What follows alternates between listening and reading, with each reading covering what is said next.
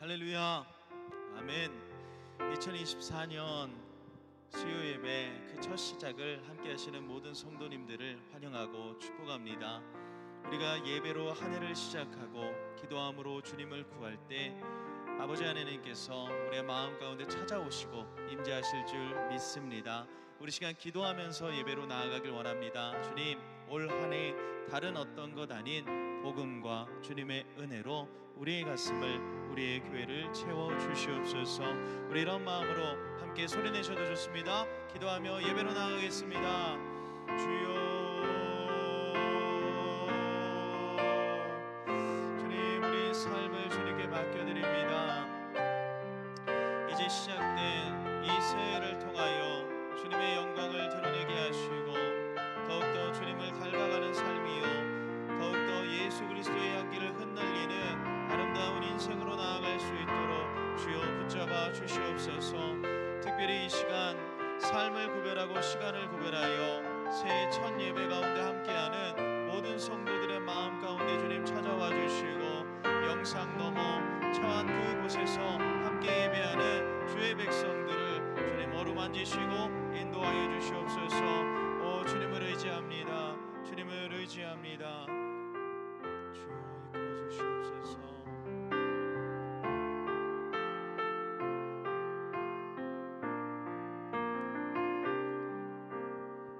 주 나의 모습 보내, 주 나의 모습 보내, 상한 나의 맘 보시네. 주 나의 눈물 안에 홀로 울던 맘 안시. 우리 다시 한번 1절입니다. 주 나의 모습 보내, 상한 나의 맘 보시네. 주 나의 눈물 안에 홀로 울던 날 아시네. 세상 소망 다 사라져가도 주의 사랑은 끝이 없으니 살아가는 이 모든 순간이 주 은혜임을 나는. 주님의 사랑 내게 있네. 주 사랑 내게 있네. 그 사랑이 날 채우네. 주 은혜 내게 있네. 그 은혜로 날 세우네. 세상 소망 다 사라져가도 주의 사랑은 끝이 없으니 살아가는 이 모든 순간이 주 은혜임을 나는. 세상 소망 다 사라져가도 주의 사랑은 끝이 없으니 살아가는 이 모든 순간이 주 은혜임을 내 영혼 거룩한 은혜를, 내 영혼 거룩한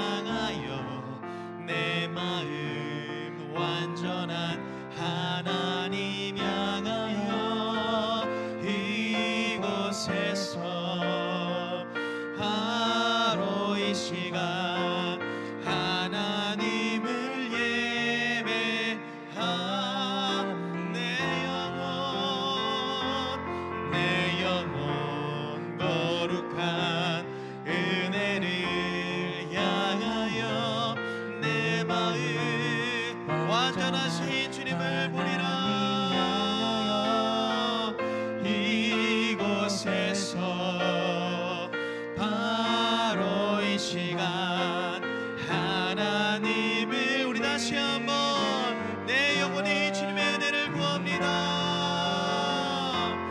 내 영혼 거룩한 은혜를 향하여 내 마음 완전한 하나님 향하여 이곳에서 바로 이 시간 하나님을 예배합니다. 찬양합니다. 예배합니다. 찬양합니다. 주님만 날 다스리소서. 예배합니다. 찬양합니다. 주님의 통치하심을 구합니다. 다시 한번 예배합니다. 예배합니다. 찬양합니다. 주님만 날 다스리소서. 예배합니다. 찬양합니다. 주님 홀로 높임만 우리의 목소리로 예배합니다. 예배합니다. 찬양합니다. 주님만 날 다스리소서. 예배합니다. 찬양합니다. 주님 홀로 높임 받으소서. 우리 이 시간 함께 기도하며 나아가길 원합니다. 주님, 우리에게 허락하신 2024년의 시작이 예배의 감격으로 충만할 수 있도록 주여 붙들어 주시옵소서. 오늘 선포되어지는 그 말씀으로 인하여 우리가 다시금 주님을 닮아가고 복음으로 그 말씀으로 충만하게 될 수 있도록 주여 임재하여 주시옵소서. 우리 이런 마음으로 주님의 이름 크게 한번 부르시고 기도하며 나아갑니다. 주여, 주님, 우리가 주님을 의지합니다. 이 시간 주님의 말씀을 사모합니다. 2024년 새해를 허락하셨사오니 우리의 삶을 통하여 세우신 이 귀한 교회를 통하여 주님 영광 거두어 주시고 온전히 예수 그리스도를 붙잡고 우리가 전진하며 나아갈 수 있도록 은혜를 더하여 주시옵소서. 이 시간 함께 예배하는 모든 주의 성도들 주님의 말씀으로 인하여 든든히 세워져 갈 수 있도록 주님 은혜를 더하여 주시고 이끌어 주시옵소서.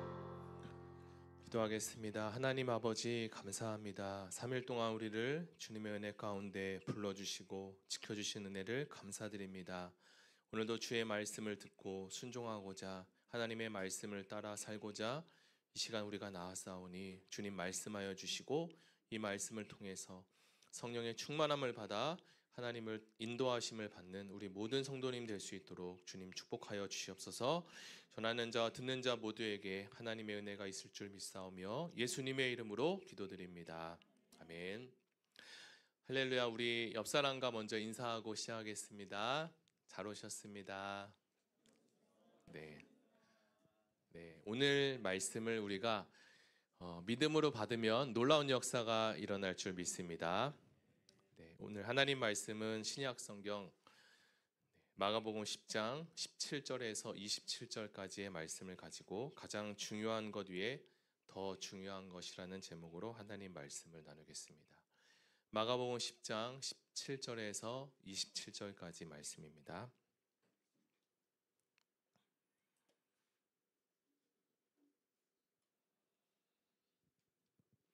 네, 다 찾으신 줄 알고 교독에서 읽겠습니다.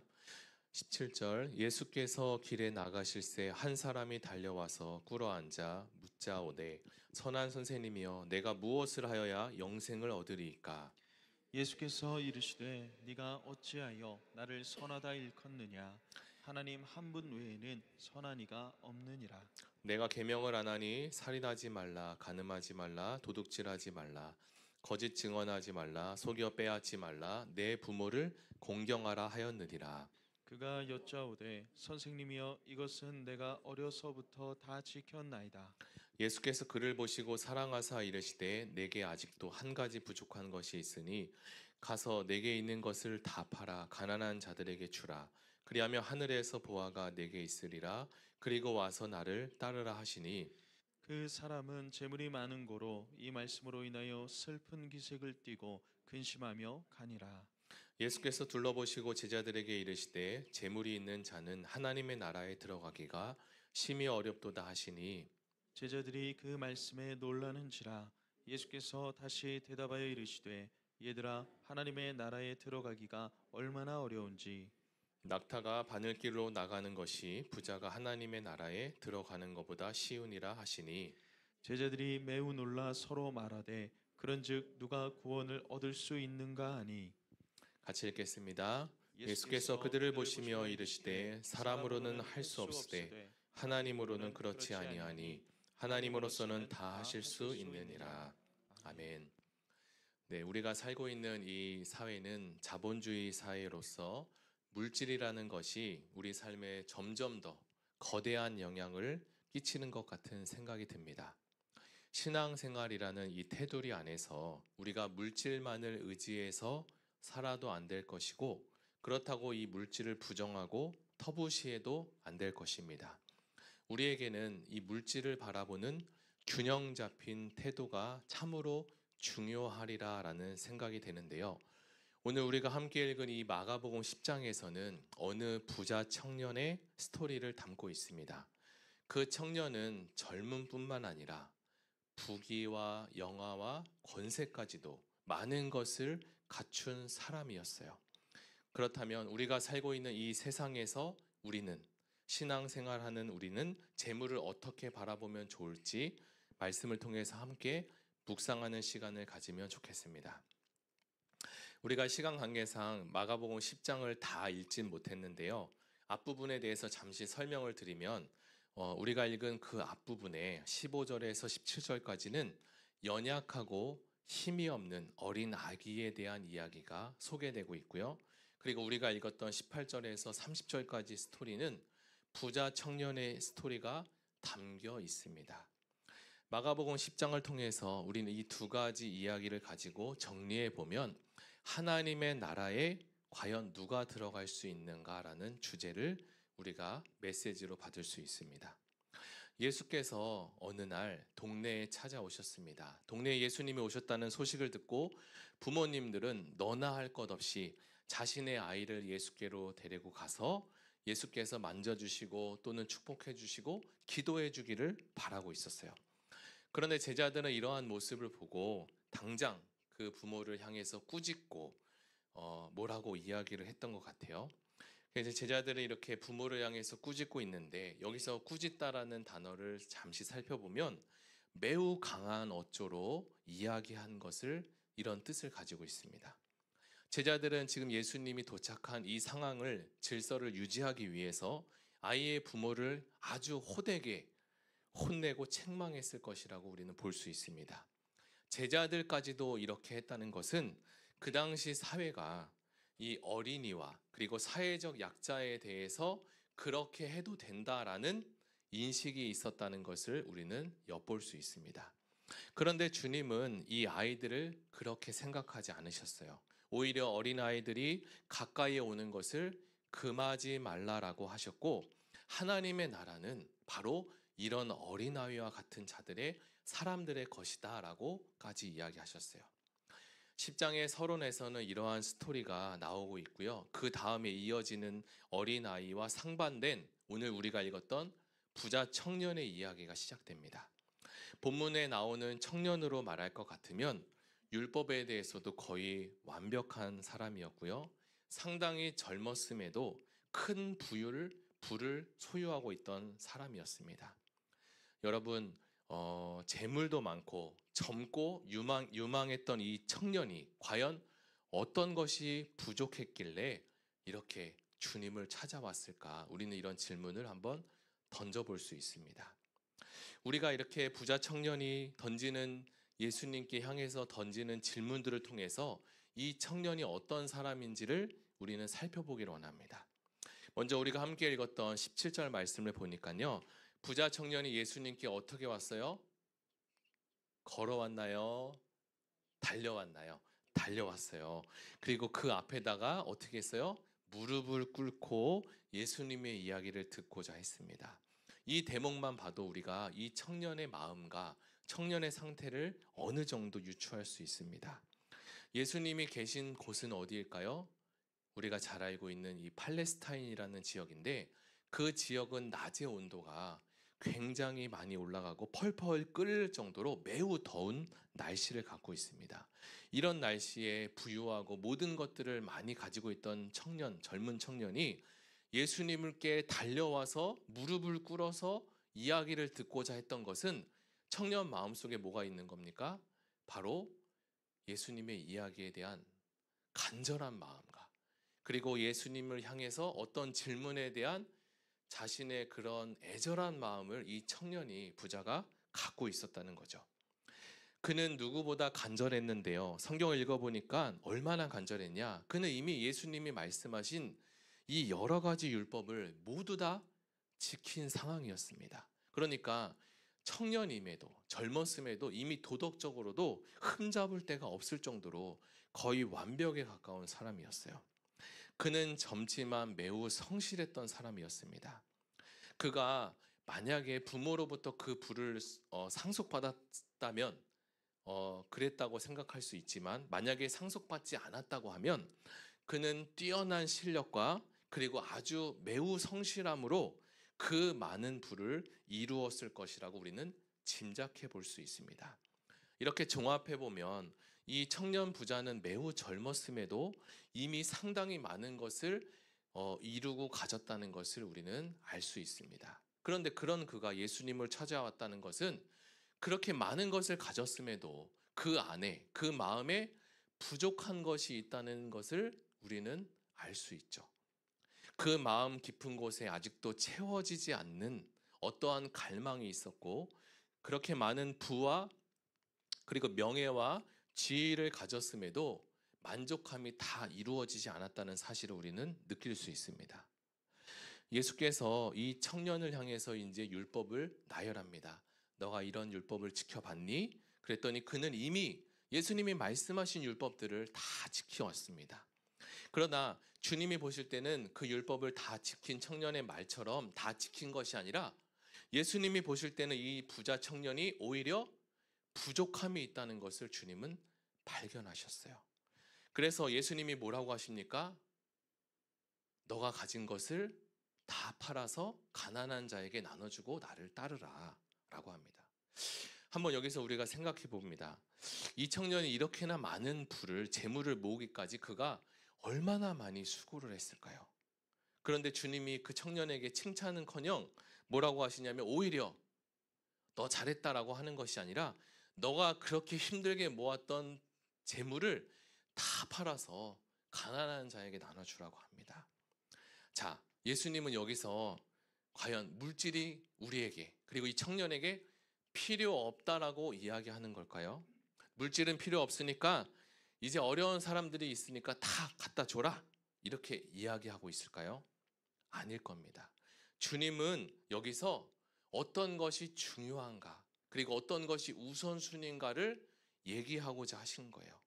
예수께서 가난한 자에게 다 이 재물을 팔아서 주고 나를 따르라는 말씀은, 핵심은 파는 것이 아니라 나를 따르는 것인데, 나를 따르는 삶이 뭐냐면 다른 어떤 일보다, 너가 지금까지 해온 여러 가지 많은 일보다 나를 따르는 일이 더 중요하고 우선순위니까 거기에다 우선순위를 너가 두기를 바란다라는 말을 하고 있는 겁니다.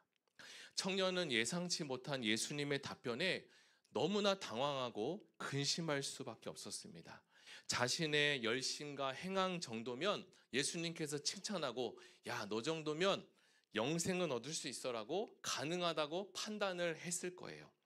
근데 주님은요, 이 구원이라는 것이 이 청년처럼 사람의 노력과 그리고 열심으로 이루어지는 것이 아니라 오직 하나님께서 우리에게 일방적으로 주시는 은혜라고 설명을 합니다.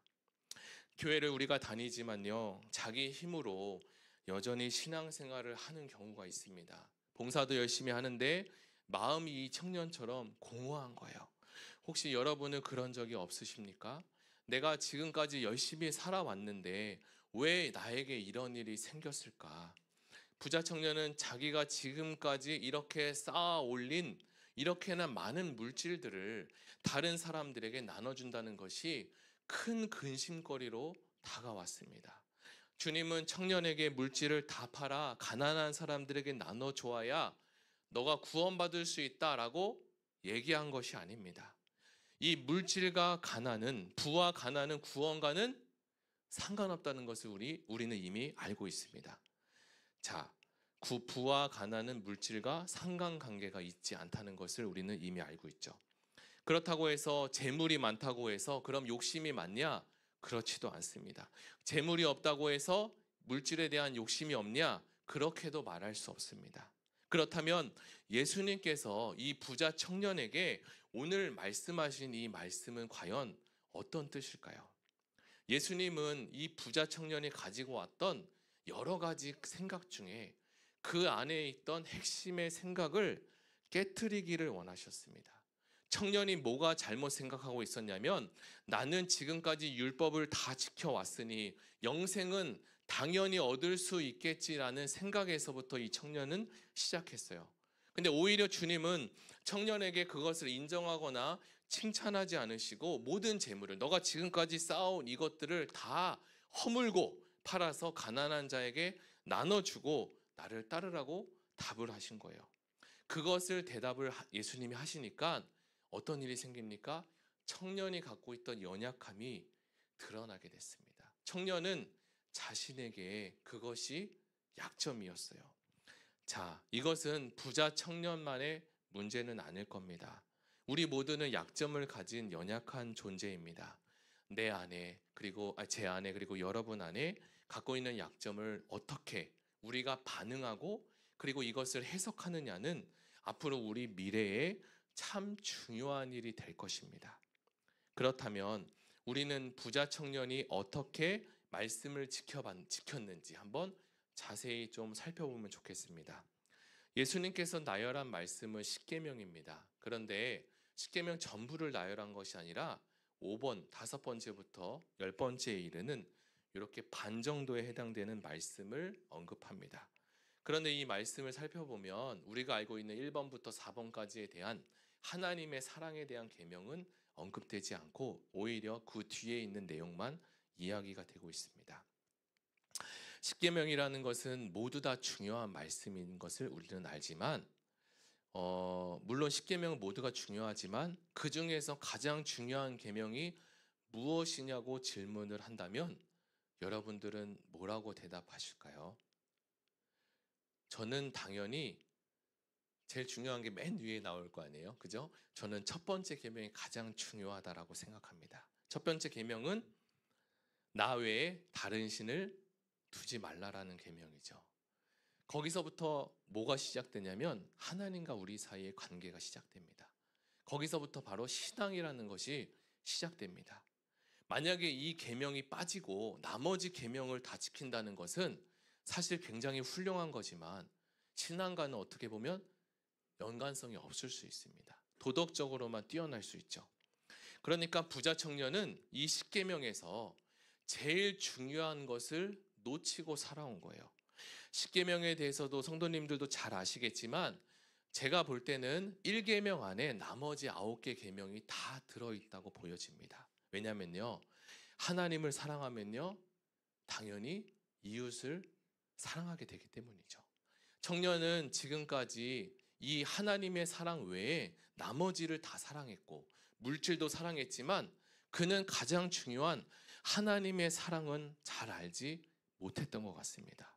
지금까지 나머지 계명은 잘 지켜왔지만 부와 명예도 잘 가진 사람이었지만 주변에서도 그 청년을 향해서 매우 괜찮은 사람이라고 인정했을지 모르지만 주님은 이 부자 청년의 핵심을 간파하시고 오늘 그 연약함을 드러내신 겁니다. 그러자 그 청년은 예수님의 대답을 듣고 어떻게 됐습니까? 근심하면서 돌아가게 됐습니다. 여기서 근심이라는 쓰인 단어를 살펴보니까 그냥 간단하게 고민하는 정도, 스트레스 받은 정도가 아니라 매우 심히 번뇌하고 괴로워하는 정도를 이야기하고 있습니다. 그가 얼마나 예수님의 대답을 통해서 번뇌를 했는지를 우리가 엿볼 수 있죠. 예수님은 이 부자 청년의 문제도 드러내셨지만 동시에 예수님과 부자 청년 주위에 있던 예수님의 제자들뿐만 아니라 그 옆에 있던 많은 사람들에게도 예수님께서 말씀하시고자 하는 메시지가 분명히 숨겨져 있습니다. 이것을 이해하기 위해서는 우리가 먼저 이 부자와 가난한 자에 대한 유대 사회가 가지고 있던 통념, 그 당시의 생각들을 우리가 먼저 이해하면 좋겠습니다. 당시 사람들은 부자가 하나님 나라에 들어간다라고 생각했다고 합니다.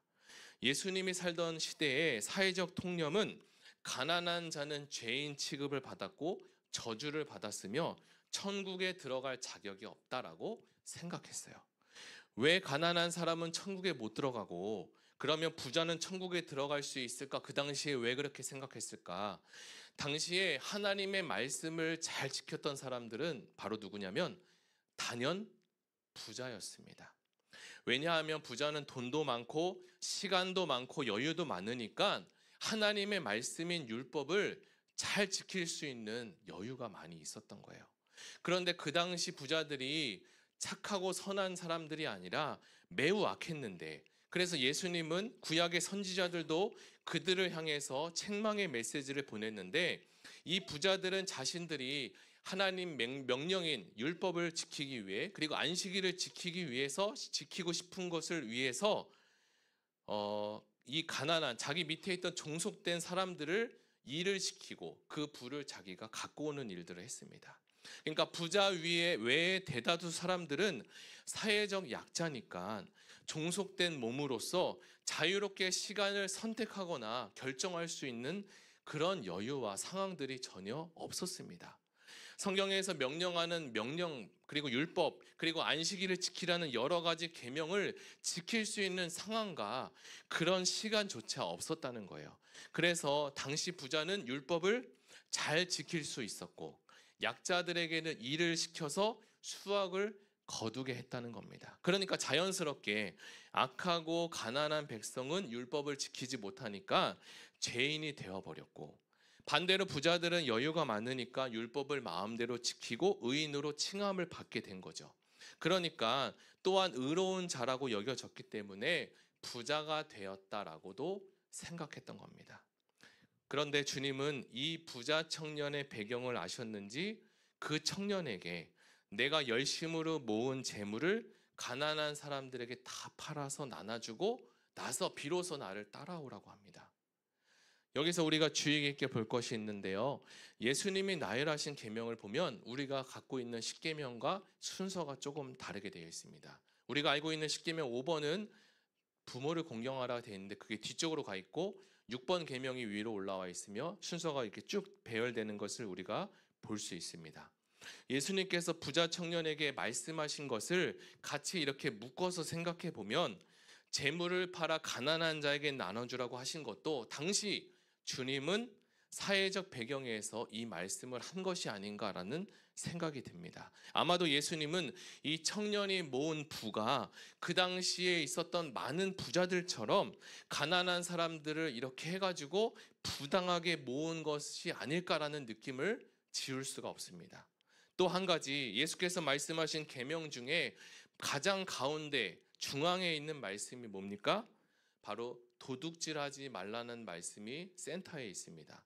당시에 글을 기록하는 방식에는 첫 번째 문장이 가장 중요할 수 있지만 이렇게 키아 구조라고 해서 가운데를 가장 중요한 메시지를 담는 글 방식을 쓰기도 합니다.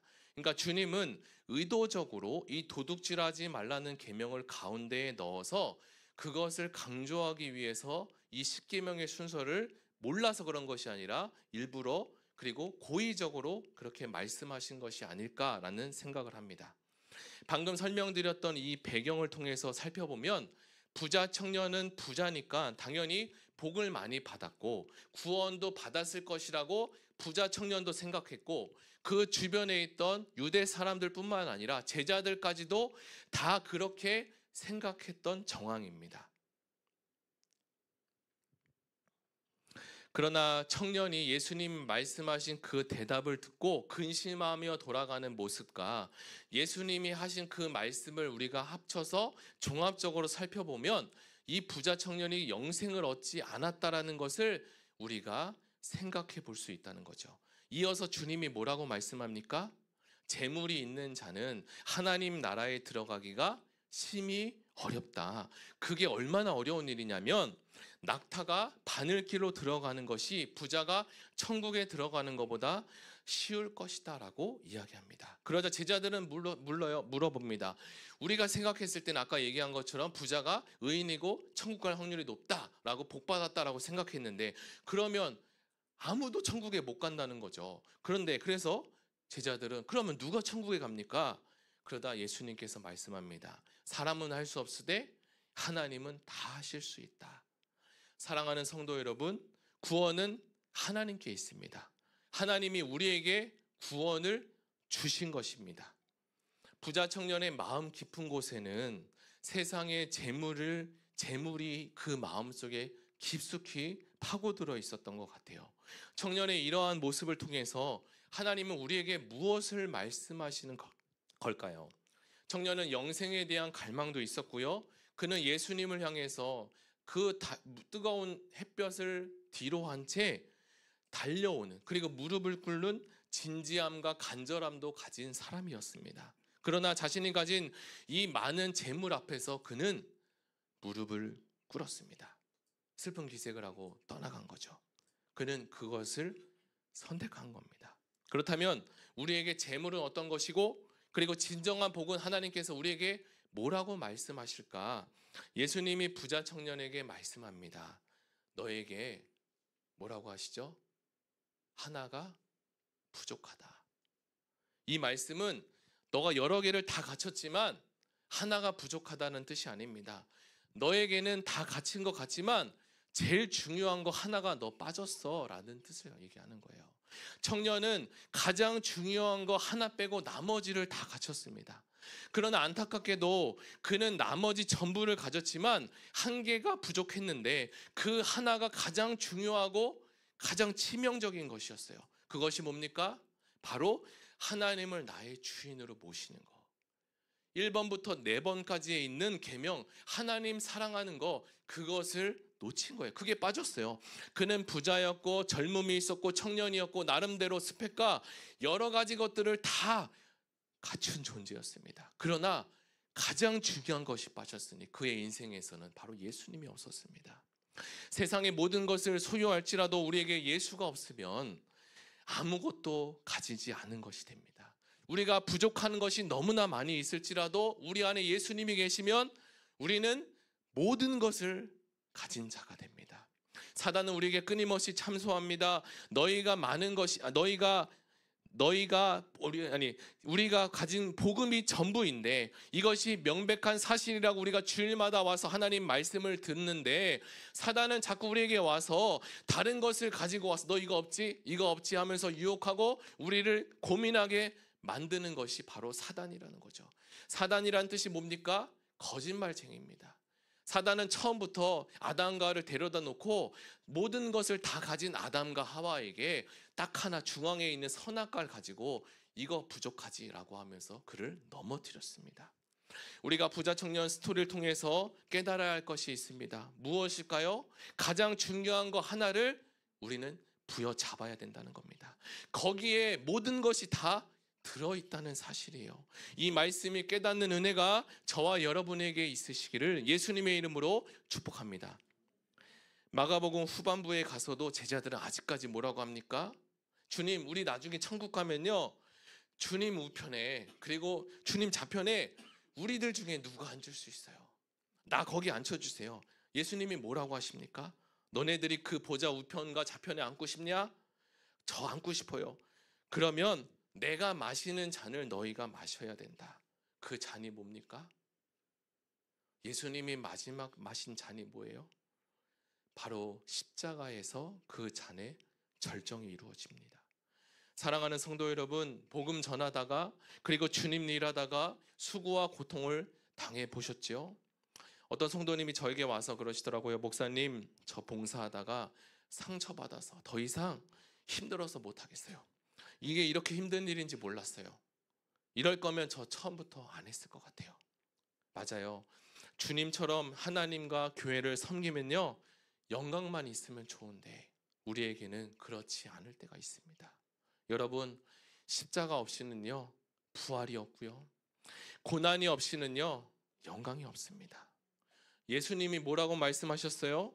지금까지 우리가 수요 예배를 이 마가복음을 10번을 드렸어요. 마가복음 전체의 주제가 뭡니까? 종으로 오신 예수님입니다. 예수님이 우리에게 말씀합니다. 내가 섬김을 받으러 온 줄 아냐? 아니야. 나 섬기러 왔어. 주님은 이 땅에 섬김을 받으러 오신 것이 아니라 주님은 섬기러 오셨습니다.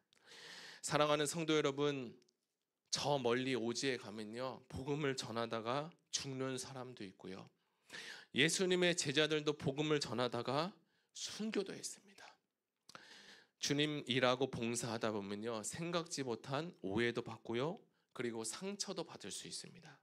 내가 하지 않은 일도요, 저쪽에 가면 내가 한 일이 되어서 돌아오고요, 또 내가 생각지 못한 일이 또 생겨지기도 합니다. 그러나 하나님께서는 하나밖에 없는 아들 예수 그리스도를 이 땅에 보내셔서 우리의 영혼을 구원해 주셨습니다. 이 세상에는 많은 것들이 중요하고 준비되어져야 한다고 이야기하지만 우리가 영혼이 구원받는 게 그 어떤 것보다 가장 중요한 일일 것입니다. 이제 우리가 주님의 그 남은 고난에 함께 동참해 보시면 어떨까요?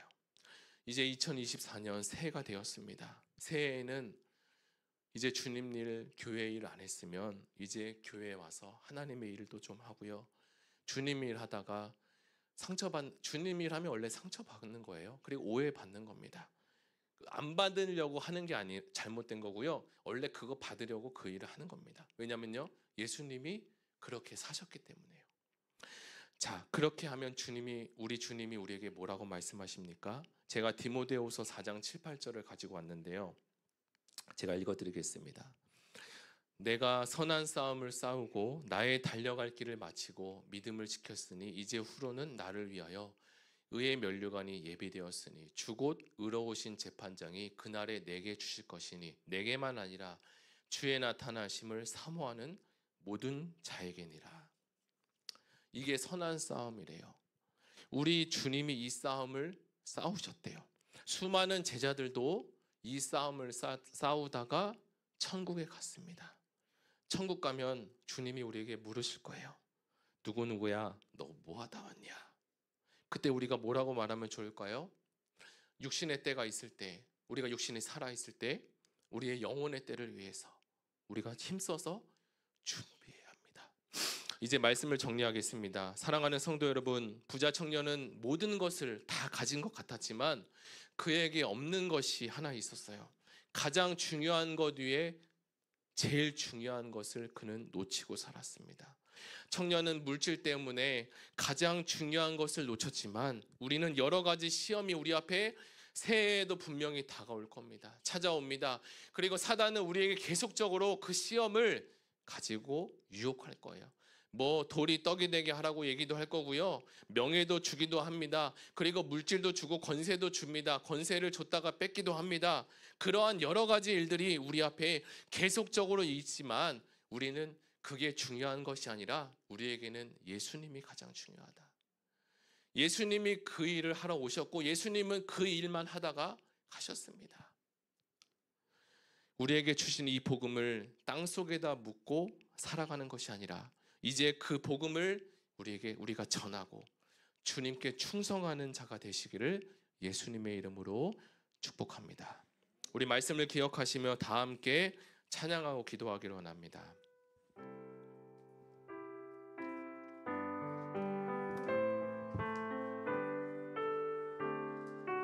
십자가를 질 수 있나 십자가를 질 수 있나 주가 물어보실 때 죽기까지 따르오리 저들 대답하였다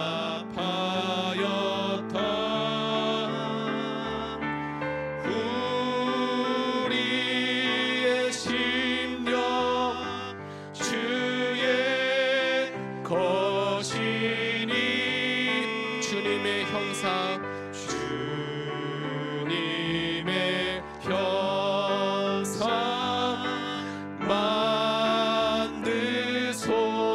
만드소서 주인도 따라 주인도 따라 살아갈 동안 사랑과 충성을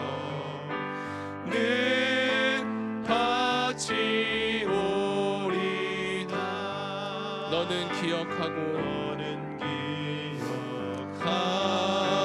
있나 구원받은 강도를 그가 회개하였을 때 낙원 허락받았다 우리의 심령 주의 것이니 주님의 형상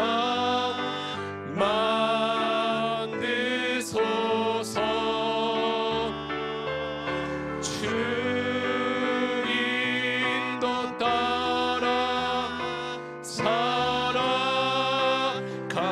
동안 사랑과 충성을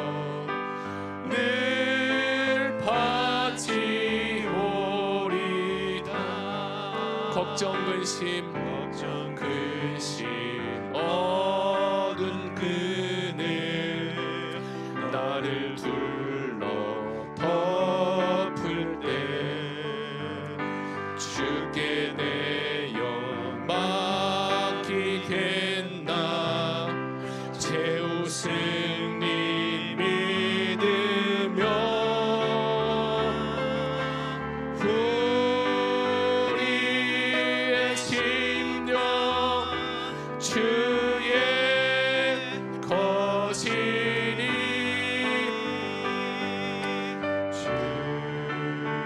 주신의 형상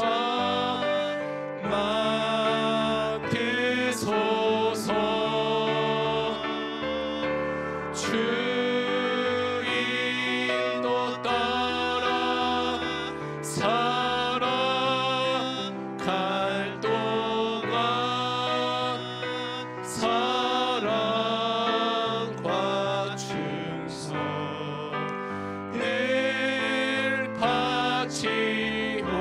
바치오리다 이런 일 다 할 수 있나 이런 일 다 할 수 있나 주가 물어보실 때 용감한 자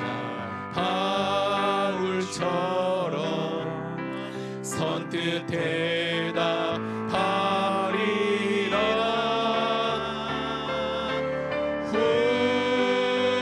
우리의 심령 주의 것이니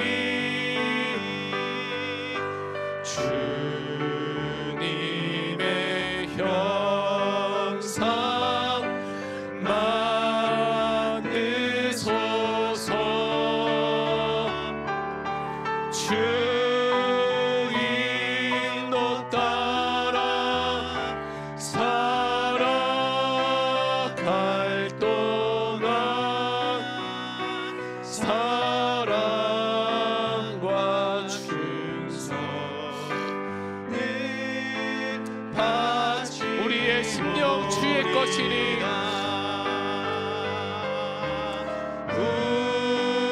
우리의 심령 주의 거지니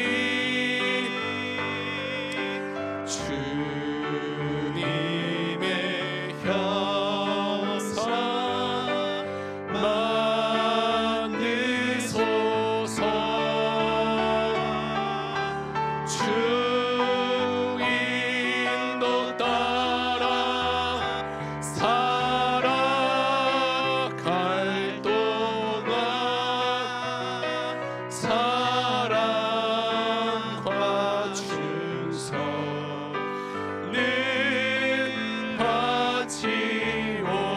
바치오리다. 우리 말씀을 붙잡고 함께 기도하기로 합니다.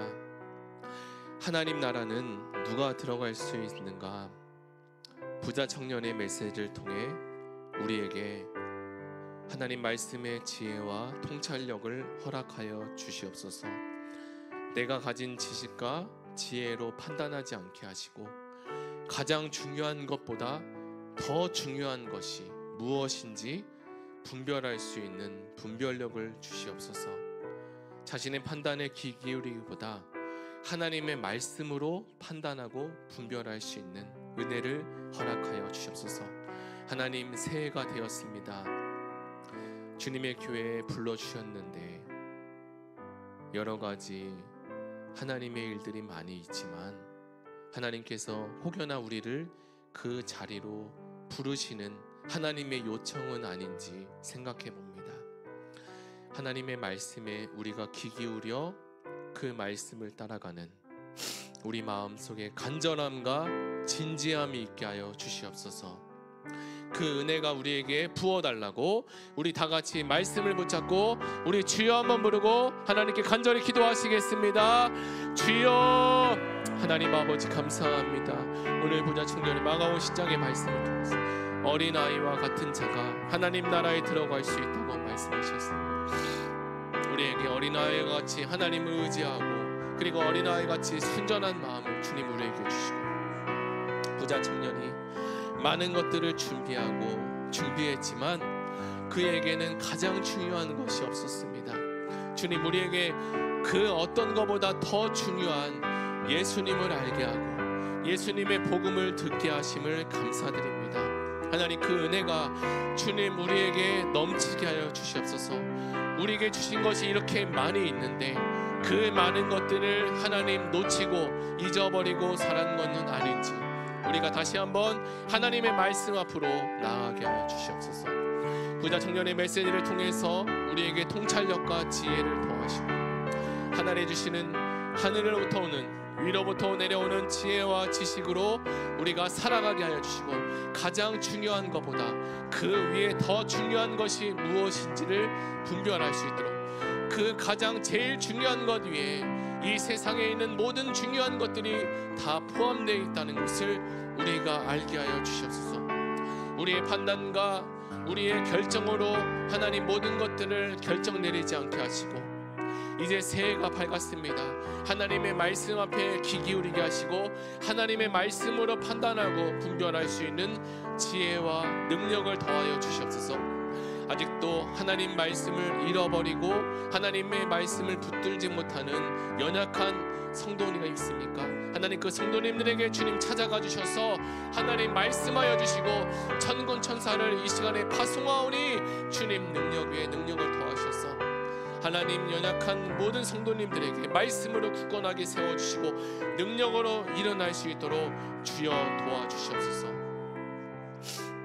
우리 이 시간에 두 번째로 교회를 위해서 함께 기도하기를 원합니다. 먼저 특별히 단기 선교팀을 위해서 기도합니다. 1월 5일부터 단기 선교팀이 일본으로 향합니다. 얼마 전 들렸던 일본의 지진 소식이 있었는데요. 지진 현장과는 거리가 멀다고 합니다. 그럼에도 우리에게 모든 우리 성도가 함께 기도해야 하는 것이 분명하고 그 기도가 필요한 줄 믿습니다. 돌아오는 시간까지 사역하는 모든 사역의 현장 가운데 주여 하늘의 은혜를 부어 주시옵소서.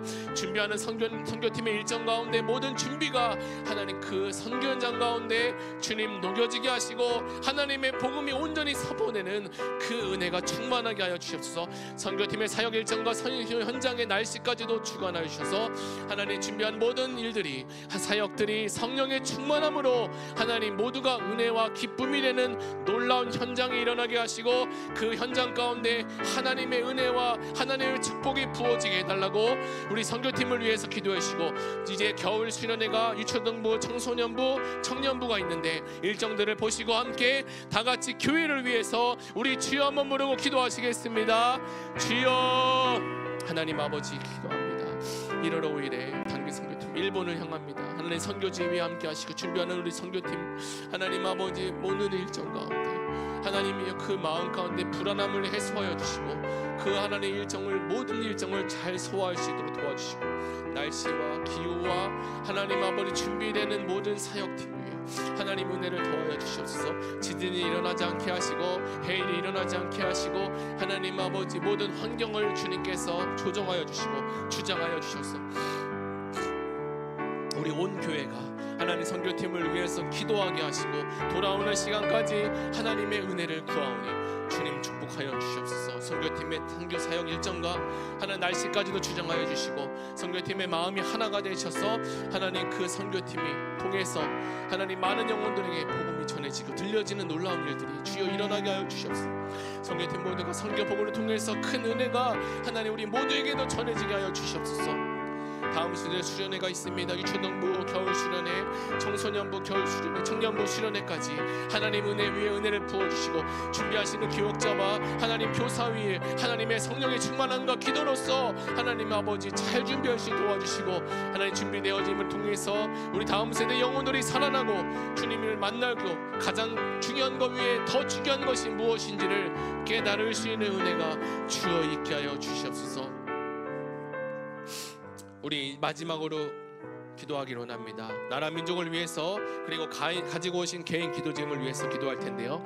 2024년도 우리나라와 우리 민족을 주님께서 구원해 주시고 하나님 잘 믿는 나라와 하나님 잘 믿는 민족이 되게 하여 주시고 이것을 위해서 기도하시고 가지고 오신 개인 기도 제목을 가지고 우리 마지막으로 주여 한번 부르고 기도하시겠습니다. 주여 하나님 아버지 주께서 함께 하여 주시옵소서. 하나님 아버지 우리나라 민족을 주님 구원하여 주시고 감사합니다. 우리 민족이 한민족이 하나님 잘 믿는 민족 하나님 잘 믿는 나라가 되게 하시고 전 세계 어느 나라보다 복음을 전하고 선교할 수 있는 하나님 아버지 선교 선진국이 되게 하여 주시옵소서. 하나님을 기쁘시게 하는 믿음의 나라가 되게 하여 주시옵소서. 주여 기도해 주시옵소서.